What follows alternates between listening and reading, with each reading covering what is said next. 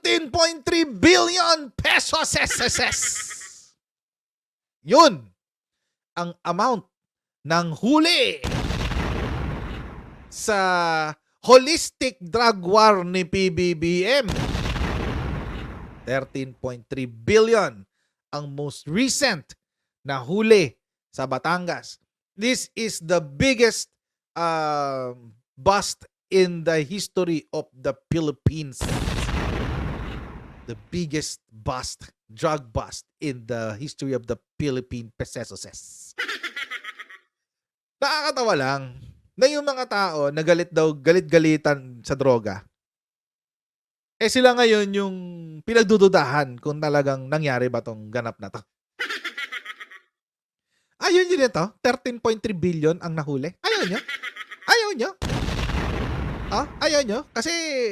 Ayaw nyo kasi na nasasapawan na yung Panginoon nyo. Panginoong Duterte, nasasapawan ka na. Panginoong Duterte, nasasapawan ka na ni Bangag Adik PBBM. Anong sinabi? Cops intercept van carrying 13.3 billion shabu in Batangas checkpoint. Ay, wow! Grabe. 13.3 billion talaga. Oh. 13.3 billion pesos ang nahuli. Ay, dami. Oh. Pak. Grabe. Sabi ko nga sa misis ko kanina. Kahapon pala. Ang tindi nitong nagda-drugs na to.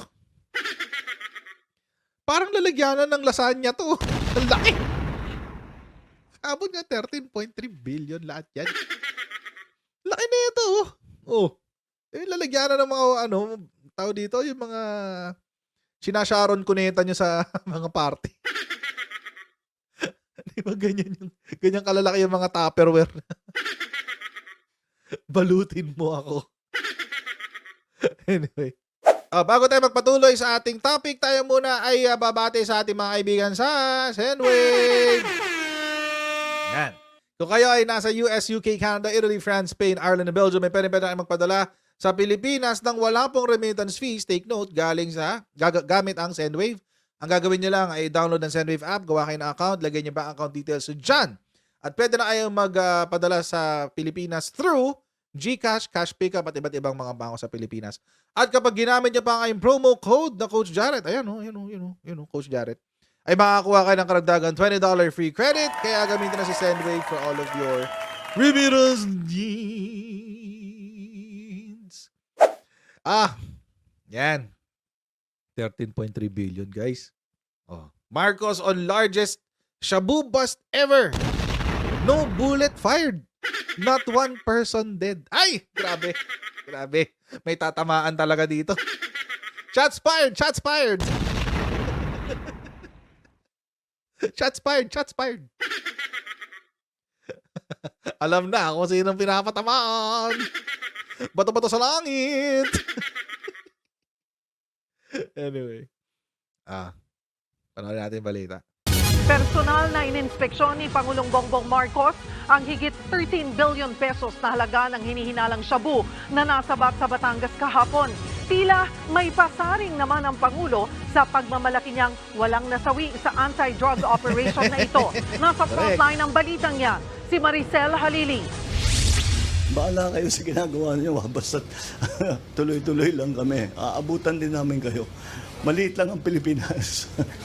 Ito ang babala ni Pangulong Bongbong Marcos sa mga sindikatong nasa likod ng halos 2 toneladang shabu na nasabat sa Alitagtag, Batangas kahapon. Personal na ininspeksyon ng Pangulo ang sako-sakong droga na nagkakahalaga ng 13.3 billion pesos. Naharang ang mga kontrabando habang sakay ng van na pinara sa checkpoint.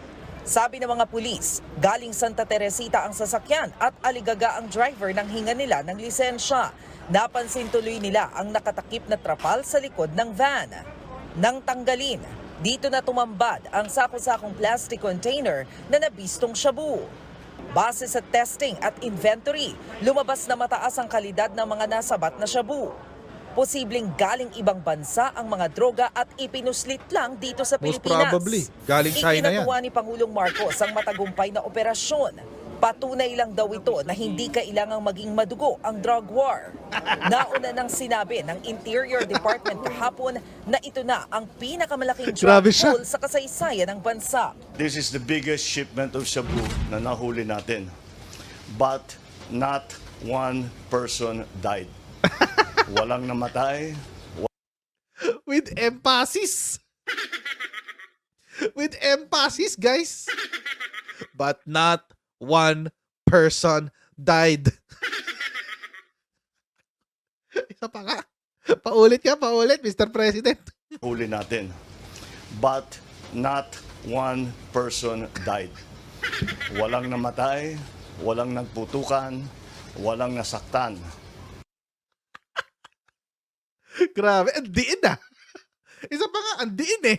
Ang diin on, Mr. President ah. Ba't ganyan? Na nahuli natin. But not one person died. Asa na yung mga Duterte Balahura supporters kayo dito? Ay, ilan patay sa inyo? Sino yan? Si Baste nag-declare ng drug war, 7 agad ang patay. Walang huli. Ilan lang ang huli na wala pang di ba? Mga ilan lang yun, mga ilang kilo lang yun. 7 patay. O, dito. 13 billion ang huli, walang patay. But not one person died. Walang namatay, walang nagputukan, walang nasaktan. Basta't inoperate natin ng dahan-dahan, yun dapat ang approach sa drug war. Sa ngayon, tanging driver pa lang ng naharang na van ang nasa kustodiya ng mga pulis. Pero giit ng Pangulo, wala silang sasantuhin sa pagtugis sa iba pang nasa likod nito. Kahit sino man, kahit politiko ba na powerful politician o police o kung sino man, talagang iniimbestigahan natin. Kaya nagkaroon ng ganitong klaseng mga operation. Kinasuhan na ng paglabag sa Comprehensive Dangerous Drugs Act ng driver ng van. Nangako naman si PBBM na hindi magbabago ang estilo nila sa drug war. Of course, I cannot explain to you the details of what we are doing, but Of we will course. continue to do what we are doing. Nagbabalita mula sa Frontline, Maricel Halili, News 5. Parang bitin tong balita na kay News 5 ah. Pero sige, fine. Kasi yung sa iba, meron silang interview dun sa driver. Inglesero si Kuya. As in, Inglesero with an accent. Parang hindi Pinoy eh.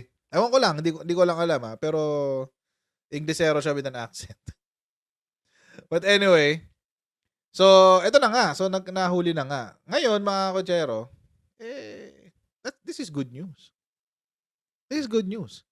Ibalik natin, no? Balik tayo sa history.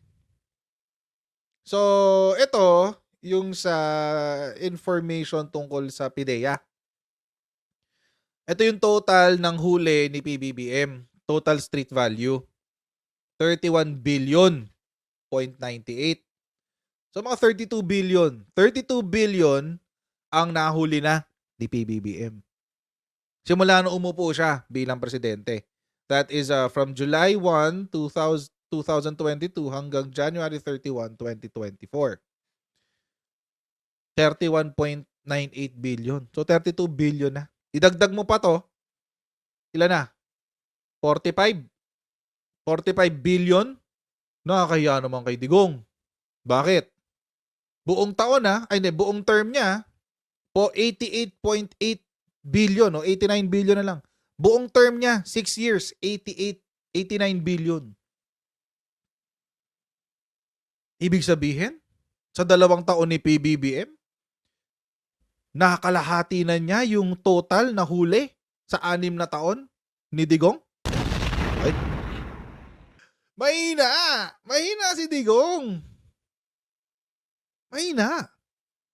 6 na taon to guys, 88 billion. 6 na taon. Si PBBM, 45 billion. 2 years pa lang. Partida. Siya pa yung merong legit na war on drugs. Or hindi legit pala. Siya yung merong War on drugs talaga. Tutok na tutok siya. Sa nangyari. Wala siya ibang buang bibig kundi war on drugs. Umaga, tanghali, gabi. I hate drugs. Ganon. 88 billion. Okay.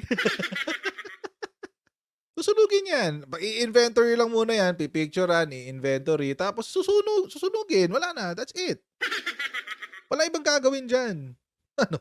Katulad ng panahon ni Digong, ibebenta uli sa kalsada. Parang mayo lang ang peg. Ganon. Ganon. Walang ganon. Anyway. So yan. 45 billion na guys. Plus tong 13.3. 31 billion, 32 billion plus the 13 billion. Tapos si Digong. Ay, 88. Ay, 6 na taon yan guys. Nakakaya naman. Anyway. Buong term na ni Digong yan. Ito na yon. Ito na yung best effort. As in, ano na to? Laban na to? Laban. Partida. Dahil pa namatay dyan. 42,000 total barangays kay Digong. 6 na taon. 28,000 kay BBBM. Loh, lampas kalahati na rin. Lampas kalahati na rin yan. Drugs cleared. Drug cleared barangays, 28,247 panahon ngayon ni BBBM from July 1, 2022 to January 31, 2024. Oh, wala pang 2 taon 'yan. Sa buong term ni FP, July 1, 2016 to March 31, 2022, drug cleared barangays 24,000. Ah, ganun. 6 na taon, 24,000, tama ba? Drug cleared, 28,000. Simula nung mo po si PBBM. Si Digong, 24,000, 6 na taon. Ay. Ba't ganun? Total number of drug-affected barangays, 7,264. 6,575. So, konti lang ang difference. Okay, sige. Next, din natin sa iba. Total number of arrested drug personalities, 79,000 kay Digong. Total number of arrested personalities. Ayan, to persons arrested. 336,796. Uy, ang dami na aresto. Good job. Dami na aresta sa 6 na taon. Oo, 79,000 so far. Drug-related, arrested drug personalities. Oo. Yan. High-value targets, 5,366. Ito, high-value targets. Ito natin kanina yun eh. 14,888 sa 6 na taon. Mahahabol to. Mahahabol to. Kasi 2 years pa lang, 5,366 na. Sa 6 na taon ni Digong, 14,000 lang. So dapat, by the end of the term of PBBM, sa 2 years, 5,000. So mga ilan? 15,000 by the end of the term? Kung ganito ang trend? Pareho lang din ng kay Digong. More or less. 15,000 din to eh. More or less. Diba? So okay lang yan. Clandestine laboratories, drug dens, 856. Clandestine laboratories, 19 sa 6 na taon. So far, isa pa lang ngayon kay BBBM. Tapos sa drug dens, 1,111 na drug dens ang na diskubre. 856 dito. So mahahabol na, konti na lang. 58,000 drug operations. Ito, nakita ko ito kanina. Drug operations. Ito, marami kay Digong. Marami operations ng kay Digong eh. Ayun, 233. Dami, no? Tapos 6,000 dyan, patay. Ang dami. 6,000 patay. Tapos, ayun, yun na yun. So far so good. Kaya pala galit na galit ang mga Duterte Balahura supporters. Mukhang lang ang kinang ng kanilang poon, guys. Lalo na mga kotsero, sabi nga ni PBBM, wala silang casualty. Kay PBBM sa 6 na taon, merong 6,252 drug suspects killed. Suspects pa lang yan, ha? Hindi pa natin alam kung totoong mga pusher yan. 6,252. Kay PBBM, if I'm not mistaken, yung mga sinisisi sa admin niya is around 300 plus. Sa first year and a half. 300 plus. According kay Dahas. Pero, syempre, dilawan yun. So, I'm a bit skeptical dun sa mga numero niya. Kasi dun sa mga numero ng mga dilaw, mga kotsero, sinasama nila pati yung mga, sinasama nila yung mga hindi rin related sa illegal drugs. So, halimbawa, ni riding in tandem, vigilante attacks, etc. Sinasama nila dun. Paano pag hindi naman related yun sa war on drugs, di ba? So, it's not reliable. Hindi siya reliable. But anyway, kino-question ka pa rin nila to. Bakit daw ganun? Una, 2 tonelada sa loob ng van. 2 tons talaga sa loob ng van. Tingnan natin kung anong van. Siyempre, walang plate number. Pero, yung logo na yan, alam ko yan. Photon yan, photon. Yung logo na yan, photon yan. Sa gagawin mo na lang, titingnan mo na lang yung kamuka. Photon Traveler ang kamuka. Ayan, no? So, most probably, ganitong model yung sasakyan. Ganyan yung model tawag dito? Nung van. At dyan, mga kotsero, syempre, titignan mo kung ano yung, syempre, kino-question nila. 2 tons yan, 2 tons, pagkakasya mo dyan, 2 tonelada. Mga kotsero, parang kapag kasi pag ginamit mo yung term na tons, parang napakabigat talaga niya. Tonelada di ba? Tonelada. Parang ang bigat. Pero mga kotsero, kung titignan mo talaga, ilang kilograms ba ang isang ton? 1,000 kilograms ang isang tonelada. Mabigat yun, syempre. Tinanggalin natin ang specs nito. Sa mga may alam sa kotse diyan, alam niyo na yung gagawin ko dito. Sa mga mahilig sa kotse, lalo na yung mga medyo mahilig sa mga malalaking sasakyan, mga pickup, SUV, etc. Ito yung 13-seater Photon Traveler. Oo. 13-seater to. Maliit. Mas maliit to. 13-seater. Makikita nyo tong curb weight, tsaka gross weight. Makikita nyo ba? O maliit. Tignan mo natin yung curb weight. Si curb weight, mga kotsero, sa mga may mahihilig sa malalaking sasakyan, alam niyo yung ibig sabihin ng curb weight. Si curb weight, yan. 2,255 kilograms. Si curb weight, mga kotsero, ito yung wala pang nakasakay. Wala pang nakasakay yan. Yan yung bigat ng sasakyan nang walang nakasakay. So, ito yung kaya niya. 2,255 kilograms. So, yan yung kaya ng body. With the engine, with the fluids, etc. Wala nakasakay. Yan yung curb weight niya. Ngayon, kung merong nakasakay, ang total na kaya niyang sakyan, na kaya niyang ibuhatin pala, ito yung gross weight. Yan.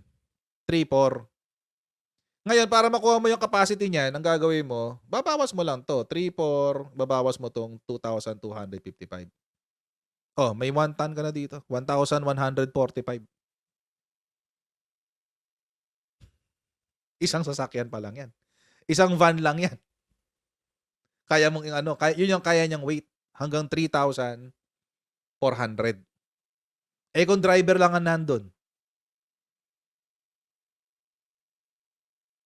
kulang pa rin, 1.82 eh. 1.82 eh. Kulang to. O di ko akan 2.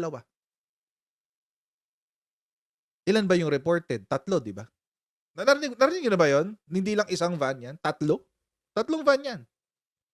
Siyempre, tatanggalin mo pa yung mga upuan-upuan sa loob niyan. O, ito na yung ito yung lower model, 13-seater yan. Sa, meron pang isa, yung 19-seater, yung XL. Tindi nitong 19-seater, no? Ayan, ang haba, oh. Pang talaga eh. Pang negosyo. Ayan. Pang service. Ito naman, mas mabigat. Ang gross weight niya is 4,035. So, 4,035 O dito, nasa 1.6 ka na. Pwede mo pang i-overload yan. O sabihin natin isa lang. O di overload mo. Driver lang naman na nandyan eh. Yan, ganito itsura niya. Van type. Pero, walang laman na upuan. Ang upuan lang yung nasa harap. 2 upuan. Tapos yung sa likod. Wala, flat lang. Para kang naka-flatbed.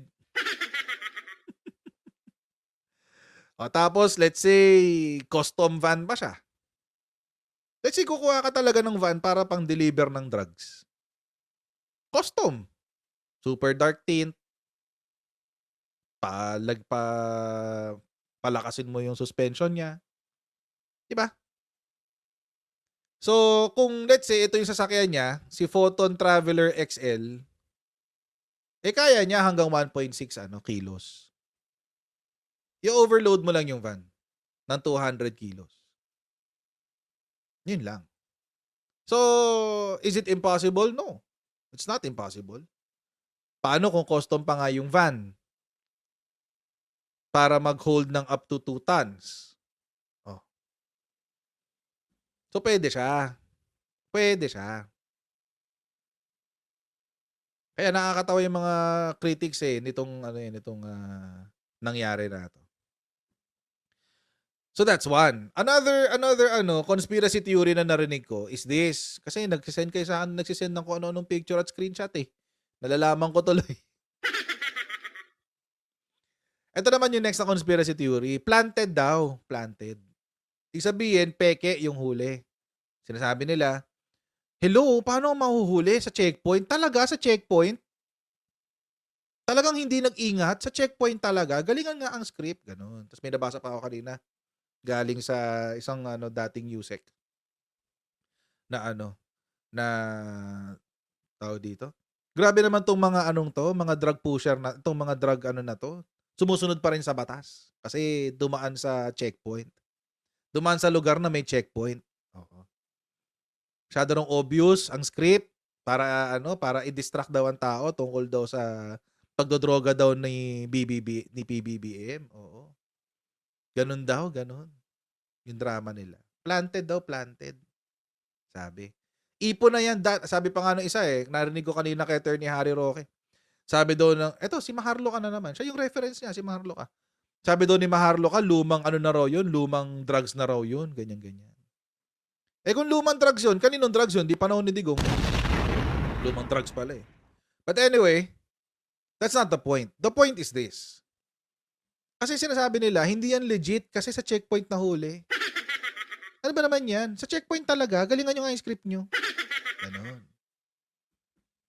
Yan ang sinabi. O di kung hindi pala legit ang mga huli sa checkpoint, o di wag na natin pala i-consider to. 1 kilo, shabu, nahuli sa Davao checkpoint. Yabang-yabang pa ni Baste, oh. Oh. Hindi valid yan. Checkpoint yan.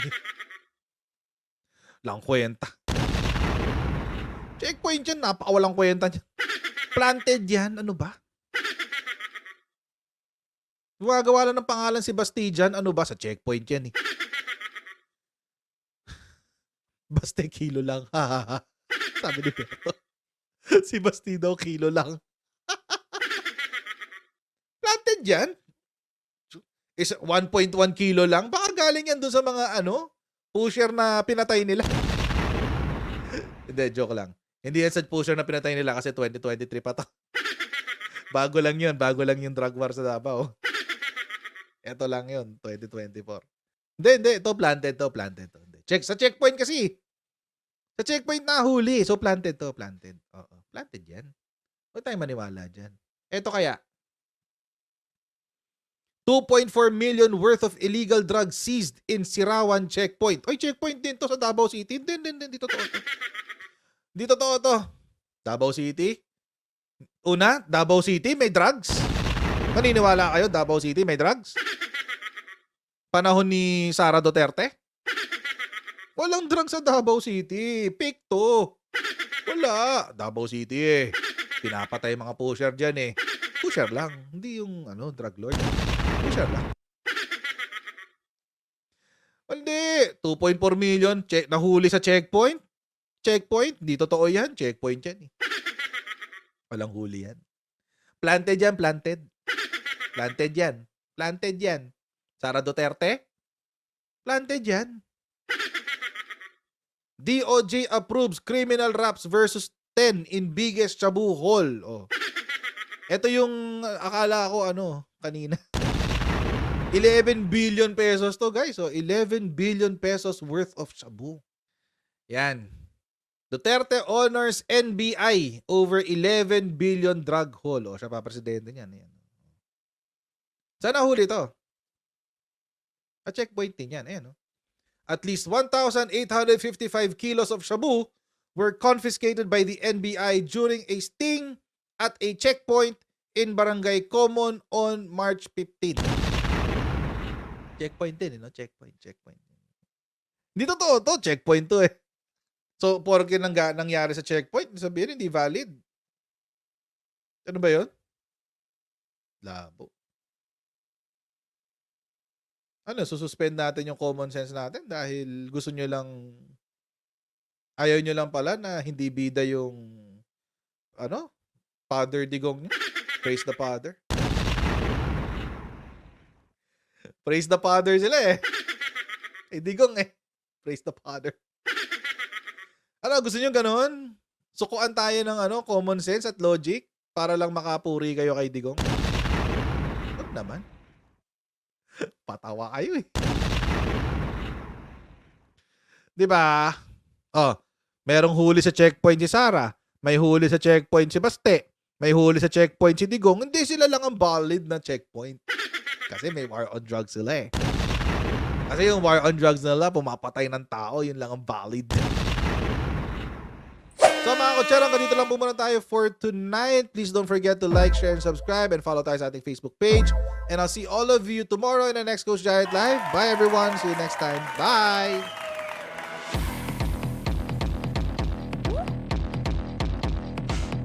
Huwag ganun. Huwag natin gawing tanga mga Pilipino. Mas maganda kasi nasa lugar ka ng tama kaysa yung pinipilit mo yung pagkakamali.